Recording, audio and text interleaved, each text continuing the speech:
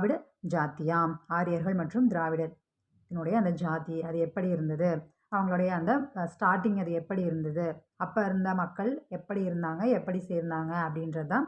அதாவது அவங்களுடைய அந்த 2 ஜாதிகள், அந்த ஆரியம் மற்றும் திராவிடம் இரண்டினுடைய சேர்க்கை எப்படி ஏற்பட்டது அப்படின்றதா இந்த லெசனு. ஆரிய शब्द का प्रयोग संस्कृत भाषा में ही हुआ है. ஆரிய அப்படின்ற இந்த வார்த்தை பிரயோகம் அப்படின்றது வந்து சமஸ்கிருத பாஷையிலிருந்து தான் ஏற்பட்டது. संस्कृत भाषा का विकास भी भारत में ही हुआ. சமஸ்கிருத பாஷை அப்படின்றது அதனுடைய வளர்ச்சி அப்படின்றது பாரதத்தில் தான் ஏற்பட்டது. आर्यों का क्रमिक प्रसार व विस्तार की कहानी वेदों और पुराणों में उपलब्ध है. ஆரியர்களினுடைய கிரமிக் பிரசார் அப்படின்னா அந்த படிப்படியான வளர்ச்சி, விஸ்தார் அப்படின்னா அந்த விரிவாக்கம் அப்படின்றது வந்து அதனுடைய கஹானி